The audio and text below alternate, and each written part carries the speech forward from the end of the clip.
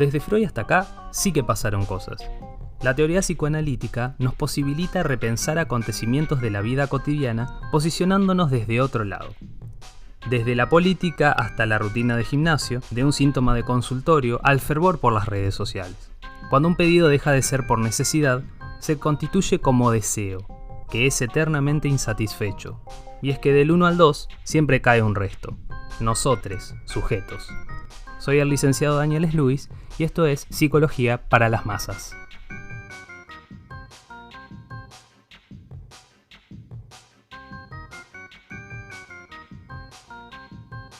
En este episodio vamos a hablar sobre la hermandad. ¿Es lo mismo tener un hermano entero que un medio hermano? ¿Qué derechos y garantías tienen unos y otros ante la ley? ¿Pueden existir repercusiones a nivel del psiquismo? Trataremos de entramar estos y otros interrogantes a continuación. Esperamos que lo disfruten. Bienvenidos y bienvenidas a un nuevo episodio de Psicología para las Masas. En esta oportunidad estamos estrenando un nuevo formato en donde vamos a estar colaborando con distintas personas que nos van a presentar temas interesantes que vamos a poder relacionar con psicoanálisis y claramente también tener una información importante para nuestro día a día, ¿no? Como personas sociales y producto de un entramado cultural. En este caso, invité para que hablemos el día de hoy de un tema bastante interesante a Ailén Ciri y está investigando sobre un tema bastante interesante, un tema que muchos de nosotros seguramente no conocíamos o de los cuales no teníamos mucha idea. La presento. Hola Ailén, buenos días, buenas tardes, ¿cómo estás? Hola Dani, ¿cómo estás? Gracias por la invitación, en principio. La verdad que muy bien y muy agradecida por poder formar parte de esto. No, muchas gracias a vos por querer grabar y poder prestarnos estos instantes y tus conocimientos que van a ser muy valiosos para este podcast. Bueno, me gustaría que me comentes un poco este tema que estás investigando actualmente. En realidad, todo surge a partir de estar estudiando específicamente Derecho de Sucesiones, que encuentro algo que me llamó mucho la atención, de hecho todavía me sigue sorprendiendo a pesar de que lo estoy investigando, que es la desigualdad que existe entre los hermanos unilaterales y bilaterales a la hora de heredar. Me parece importante primero comentar un poco qué son los hermanos unilaterales y bilaterales. Los hermanos bilaterales son los hermanos que comparten padre y madre. Y los unilaterales son los que no comparten alguno de ellos. Uh-huh. Supongamos, no sé, son hijos de la misma mamá, pero de distinto papá. Claro, los famosos medios hermanos. Los ¿no? conocidos también, exacto, como medios hermanos. El código ahora lo que hizo fue modificar de medio hermano a hermano unilateral.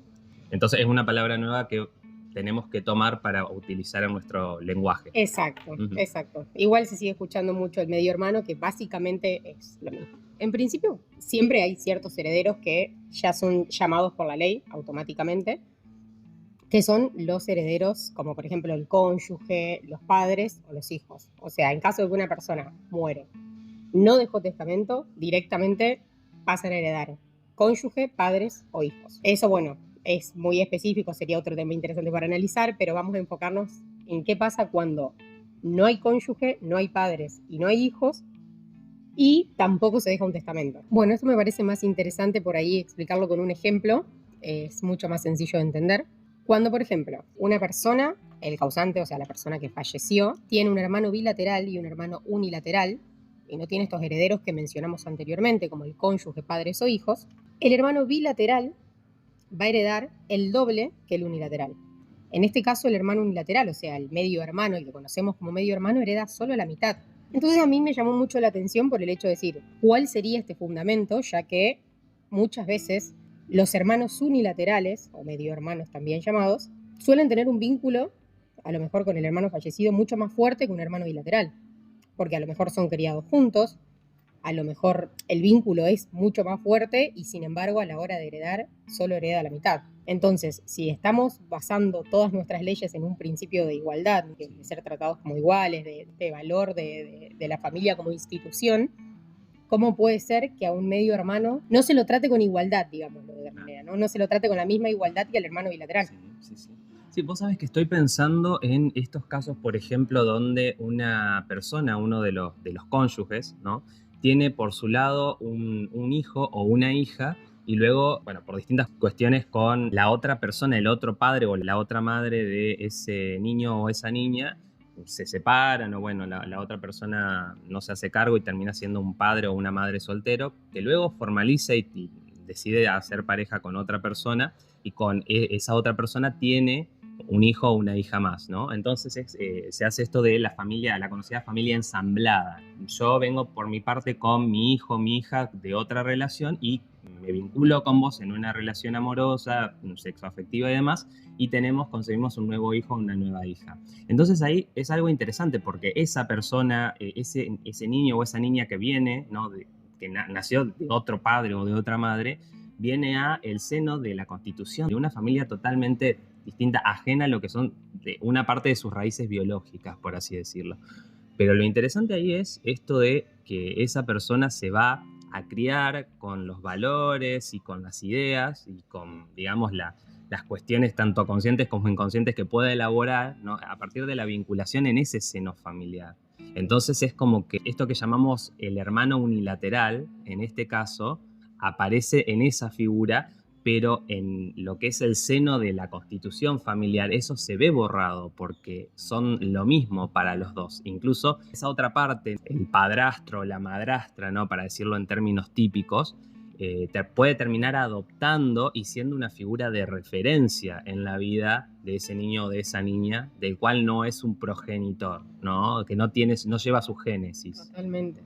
Totalmente. Aparte, vos pensás que ese hermano, que en este caso, en el ejemplo que vos planteás, sería el hermano mayor, va a ver nacer a su hermano, va a acompañar de alguna manera en la crianza, en su formación, y supongamos que después nace otro hijo que vendría a ser el hermano bilateral de este niño, el vínculo es exactamente el mismo.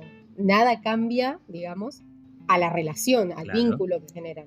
Entonces, un poco injusto que, un poco feo el ejemplo, pero uno de estos hermanos bilaterales muere, ¿no? Sí. Y en ese caso, uno de los dos va a ser tratado con desigualdad por la ley, por el solo hecho de no haber compartido o la madre o el padre. Entonces, Sí. es fuerte. Sí, también me hace ruido desde este lugar de, por ejemplo, lo que pasa, claramente es una cuestión distinta, pero cómo se da o cómo entiende la ley la cuestión de la filiación, que para la ley, o sea, legalmente, es una cosa que pasa totalmente distinta o por un carril paralelo a lo que hace al vínculo. La ley no termina de entender lo que le pasa vincularmente a las personas y por eso me pareció muy interesante el tema para poder que lo charlemos aquí, porque es donde hay algo que tendría que actualizarse o que tendría también que empezarle a prestarle atención. Tomando un ejemplo de otra circunstancia en donde dos personas se vinculan, forman pareja, conviven, pero nunca formalizaron ante la ley esta cuestión de ser concubinos, ¿no? No hicieron el concubinato.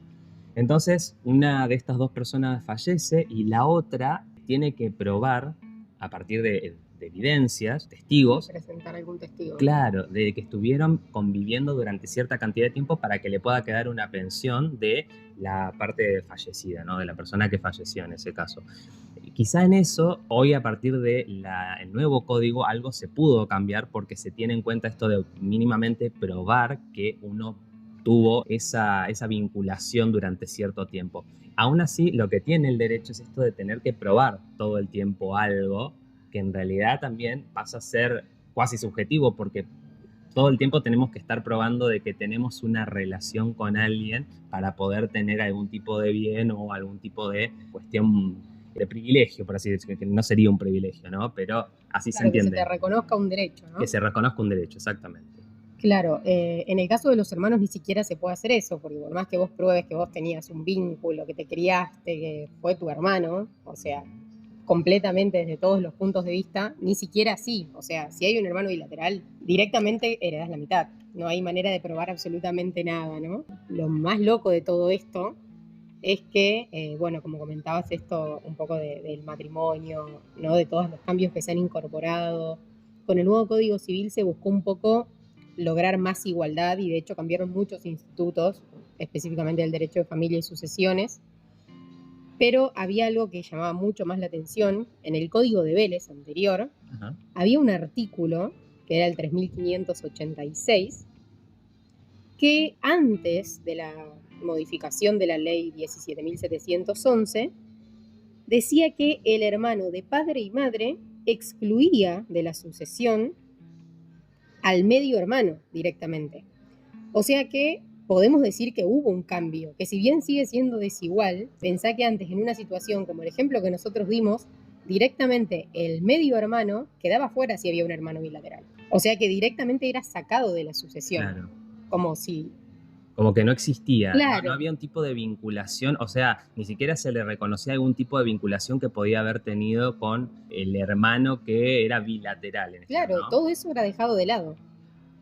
Y bueno, afortunadamente se planteó un poco esto del vínculo, sí. Y así fue como se lo incorpora, pero solo en la mitad.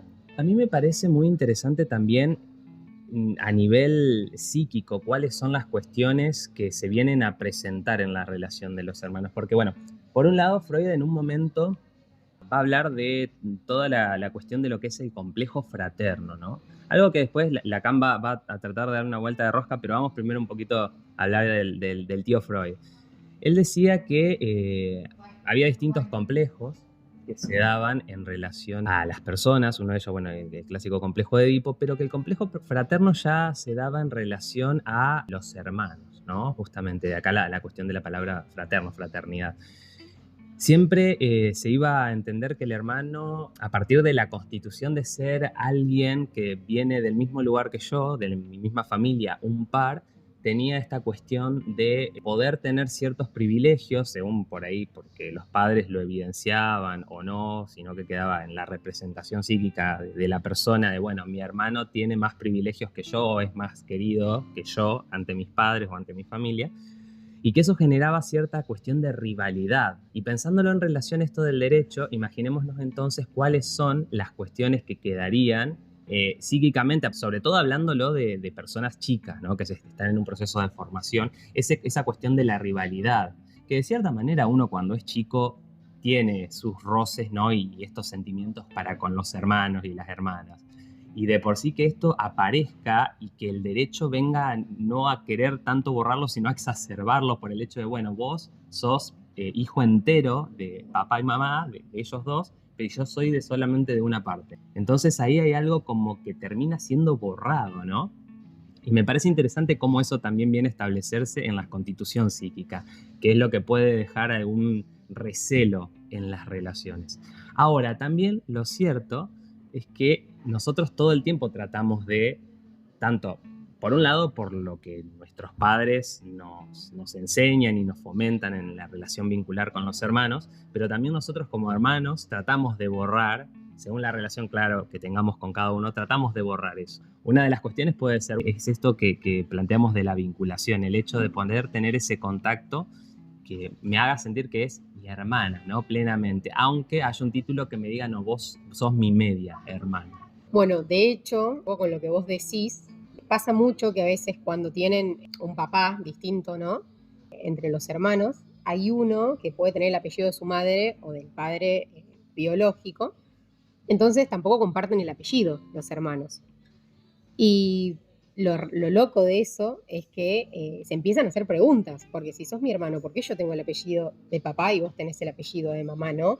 Cuando uno es chico. Sí. Y el poder explicarles esa situación, un poco como lo que vos decías, sí. Es raro. Y ellos es como que preguntan, pero ¿y por qué vos no tenés el apellido de papá? Y porque a lo mejor soy hija de otro papá. Y bueno, pero vos tenés el apellido de mamá. ¿Y por qué vos de mamá y yo al de mamá no lo tengo, no? Se presenta esto de como esta comparación entre los hermanos. Sí, sí, y vos sabés que está buenísimo eso porque, por un lado, uno lo puede pensar en relación a esto que a uno le pasa a nivel del sentimiento cuando viene algo que lo nombra como con el apellido, que es esto de vos sos hijo de, el apellido viene a simbolizar hijo de tal. Entonces, es esto que cuando uno lo tiene en el cuerpo, que es el sentimiento de fraternidad con el otro, de me llevo bien, yo lo quiero, la quiero, pero pasa que yo tengo un apellido distinto. Y ahí es donde la palabra viene a matar la cosa y decir, pero pará, si nosotros somos hermanos, pero tenemos distinto apellido, y yo sé que los hermanos deberían tener el mismo apellido, hay algo que no está terminando de encajar. Claro. Entonces, ahí me parece interesante esto también que a partir de, bueno, el cambio en el código de dejar de hablar de marido y mujer, de hablar de cónyuges, quizás eso también lo que posibilitó el matrimonio igualitario, de borrar esa cuestión del género, ¿no? En Totalmente. el casamiento o en la filiación, poder decir, bueno, un hijo se puede poner, le podemos poner el apellido de uno de los cónyuges, el de los dos, o bueno, se elige. En ese sentido, quizás se borra también esa cuestión del apellido viene a nombrarte como perteneciente a.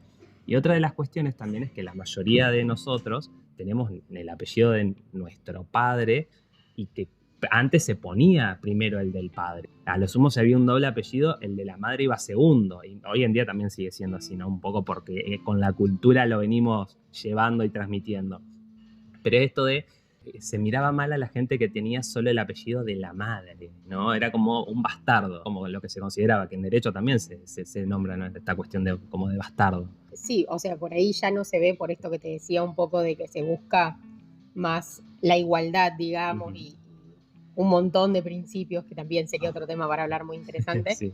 pero que se busca también esta parte humana, ¿no? Y no tanto lo que antes estaba concebido como...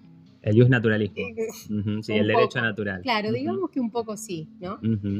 Sí, y vos sabés que, por ejemplo, acá Lacan va a venir a problematizar un poco la cuestión esta del complejo fraterno de Freud. Y él lo va a tomar claramente, le va a dar una vuelta de rosca y va a introducir esta cuestión del testigo. Que en derecho es muy interesante también, porque el testigo es aquel que viene a dar aval de una situación, ¿no? Como hablábamos de esto, por ejemplo, en la relación de las personas que no hicieron el concubinato, pero Claro, que no que están tienen que buscar un casadas testigo. y Exactamente. necesitan como probarlo. Entonces Lacan va a decir que el hermano puede oficiar también de testigo en relación a su hermano, más allá de la condición. Y que eso es un factor posibilitante dentro de la vinculación. ¿Qué es lo que él dice testigo? Va a testiguar no en relación a, bueno, si él es mi hermano. Por un lado sí, porque lo va a nombrar y va a decir, por la relación vincular que yo tengo, él es mi hermano o mi hermana. Pero sobre todo por una cuestión de constitución psíquica y de haber atravesado cuestiones similares. Cuestiones propias de la familia, duelo, bueno, peleas, altercados, cosas felices, momentos, una vacación, fuimos de vacaciones y vivimos esto. Todo eso va constituyendo la cuestión y la trama vincular entre los hermanos. Y eso me parece que es muy interesante, porque acá es donde nos viene a marcar una cosa diferente, más allá de la consanguinidad que podemos tener con una persona o no. Y acá es como que se borra esto que hablábamos de los medios hermanos, ya no hablaríamos de hermanos. Si mi hermano es mi testigo, con el cual yo viví un montón de cosas y puede dar ese testimonio, consciente e inconscientemente también, claramente, eso queda para el análisis, ya va a estar dando aval de que somos hermanos, más allá de eso que puede ser tener un apellido distinto. Es interesante también ver cómo a partir de esta cuestión del apellido a nosotros nos viene a marcar como pertenecientes a tal o cual familia. Por ejemplo, yo tengo mi apellido Lewis. Significa que pertenezco a la familia Lewis, pero porque mi padre también es Lewis. Ahora, si yo tuviera un hermano unilateral que tendría el apellido de mi mamá, en este caso, estaríamos aportando a que él pertenece a la familia de mi mamá. La pregunta ahí sería, bueno, pero yo no pertenezco a la familia de mi mamá, sino a la familia de mi papá, y mi hermano a la familia de mamá, con esto que vos decías anteriormente. Es interesante porque eso también cómo configura a nivel mental. Y esto de pensar a los hijos como pertenencia, como parte del clan o de tal lugar, de tal familia. Y ahí la cuestión es bastante loca, porque uno lo podría pensar desde el hecho de decir cómo eso se imprime en el psiquismo, las marcas que deja, y a la vez relacionándolo un poco con esto de, bueno, somos distintos, de marcar una diferencia. Y cómo esas diferencias también se ponen en juego a la hora de pensar. Sobre todo porque me es interesante el hecho de poder decir por qué se pone o se ponía antes el apellido del padre como el preferente. En el caso de las personas que estaban casadas, se le ponía el apellido del padre, ¿no? Vos sos perteneciente a, sos hijo de este reconocimiento. No queda solamente con esta cuestión lineal de, bueno, tu padre vos lo conocés porque él te dice soy tu padre, sino que hay alguien que te introduce ahí, de las marcas subjetivas.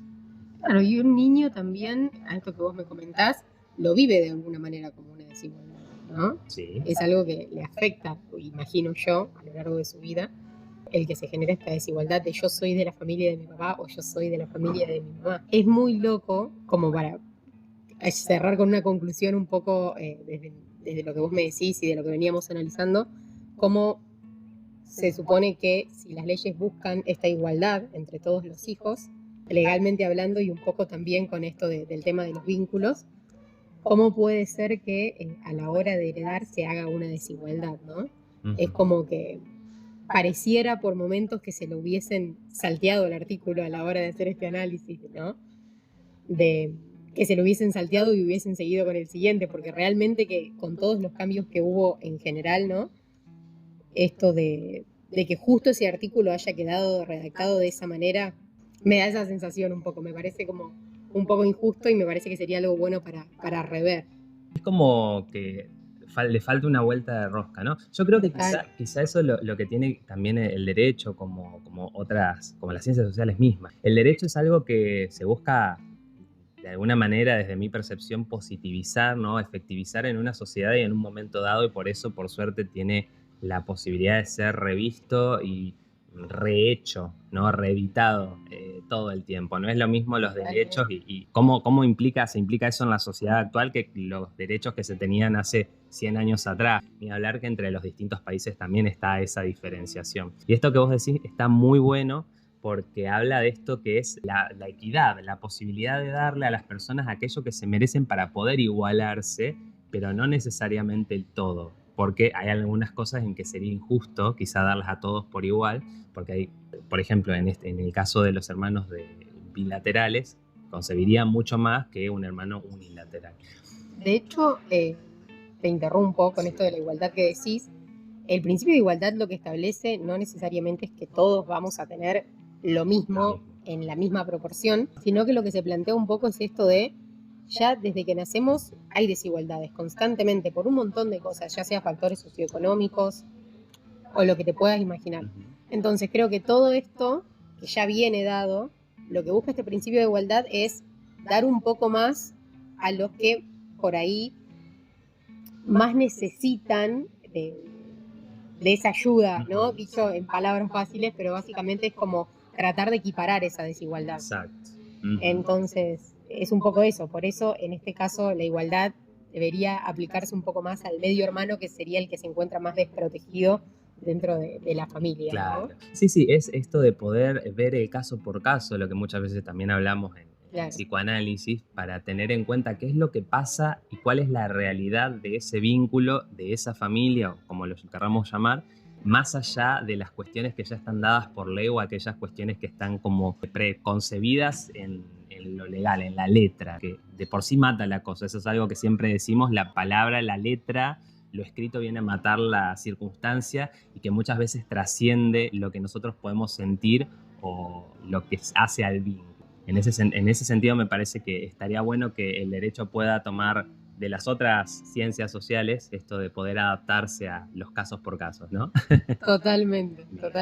Bueno, Ailén, muchísimas gracias entonces por este momento compartido. Es muy interesante el tema que hemos planteado acá. Espero que próximamente podamos seguir tratando temas que del derecho son muy interesantes porque uno lo puede vincular con las cuestiones del psicoanálisis y sobre todo con las cuestiones sociales, que me parece que eso es lo interesante de poder llevarle a las personas que nos pueden escuchar. La pueden seguir, Ailén, lo vamos a poner allí en la descripción del podcast también para que puedan ver el trabajo y el seguimiento de ella y próximamente también leer su trabajo de investigación, ¿por qué no? Muchas gracias, Dani, a vos por invitarme, la verdad es que fue un placer. Bueno, muchas gracias a todos y a todas por escuchar este capítulo de Psicología para las Masas.